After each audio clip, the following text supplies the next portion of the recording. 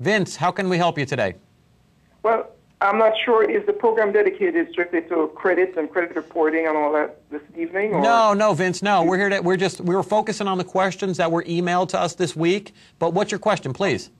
Okay. Okay. I relocated from the Orlando area. Okay. And down here, and I loaned some money to someone in Orlando, and I had them sign a promissory note. Good. Okay. And I have a lot of problem in getting any of the money back from him. And I wanted to know what would my recourse be?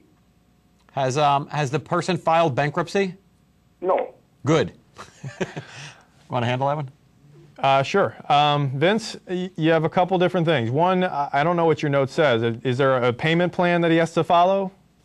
Well, yes. The payment plan was for it to be repaid by a certain date. Okay, and it's past that date? And that date has come and gone, yeah. And you haven't made any new agreements with him to extend it out or whatever? None at all, no. Okay. As a matter of fact, he's kind of hiding from me right now. Okay. So each time I try to make, to collect, he's not making himself available. And tried him several times, gone to his place of residence several times, and. Okay. And my last question to you, Vince, do you have any collateral attached to this loan, or is it just you gave him money and he promised to pay you back? Just money and he promised to pay. Okay. Well, your remedies then, Vince, are limited to suing him for a judgment for the non-payment of the debt. You can't go after him, for any assets of his until you get a judgment saying you're entitled to go after any assets and get court orders saying the sheriff or whoever is required to go out there and take the assets and sell them. So the only way you can really take any steps against him is to file a lawsuit. Small claims. If I don't know the amount of money you're talking about, but if it's below a certain amount, you can file in the small claims. But you file. It qualifies for small claims. Okay. You could file a small claims action against them in the area that the contract was done, and go through the steps of the lawsuit.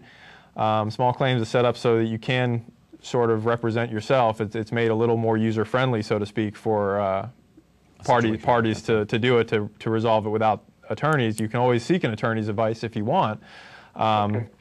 But no, that would be the next step, and then you get your judgment if you're entitled to it according to the court. And once you have a judgment, you can take steps such as getting a writ of execution, garnishment of wages or bank accounts or whatever assets he might have to collect from. But if he's got nothing, your judgment might be as good as the paper it's written on. The other thing you can do on a side note is if try to work something else out with them if you ever get in touch with them, because lots of times these things end up costing a lot of money more than they're going to bring in. Hey, Vince, can I make a recommendation? Do you know where this guy lives? Yes. Why don't you write him a letter? It'll cost you, what, the stamp, 44 cents? Mm-hmm. Write him a letter. You know what? Yeah, I thought of doing that. But the thing is, I've gone to his house, and I know he's in there, and he just hides. Yeah. Yeah. Well, you're at a point then, if you're not going to reach any agreements with him, that your only remedy left is to seek relief from the court. But that's going to cost you money and time to go back up to Orlando and fight it out. I'm thinking, Vince, just say, hey, if you're willing to compromise it, right now you have nothing. If you're willing to compromise it, say, look, let's get together. I'm willing to accept 50 cents on the dollar for the next 10 days if you contact me. I'm trying to cut you a deal for settlement purposes only. If you make it for settlement purposes only, then it's not going to be admissible in court, and he won't know that, and you will. So if it's for settlement purposes only, you try to settle the debt, but reach out to him, see if he's willing to work with you. Otherwise, it's going to cost you more time and more money to deal with this. I think if you just handwrite him a letter, say, look, we were friends one time, I lent you some money, it probably ruined our relationship. You know you owe the money, you probably feel bad about it. I know you owe me the money, I feel bad about it. What can we do to resolve this? Give me a call, let's talk about it. What the sad thing about it is, well, the last time I saw this guy, well, prior to I loaning him the money, Yeah. We hear he it. was in a bind. He was in a bind. He had a automobile repair business, and Yeah.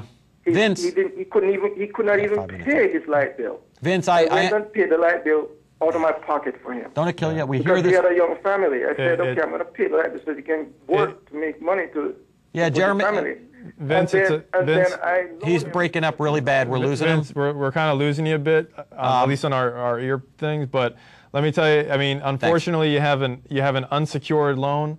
There's not much you can really do to collect on it except for sue for it. You know, had it been collateralized, or you may have been able to go and take the property that was collateralized for it, but that didn't happen. So, you know, He's in a tough spot. you're in a very tough spot, and sometimes you guys kind of either have to lick your wounds and move Right. on, or decide if it's worth it for you to go to court. Okay, and Vince, you know, I'm sorry. Hopefully you you're for the watching call. the show. Yeah, thanks for the call, because that's the type of call we're looking for, because that's helping out not only you but hundreds of other people who watch the show who've been in that same situation. So thanks.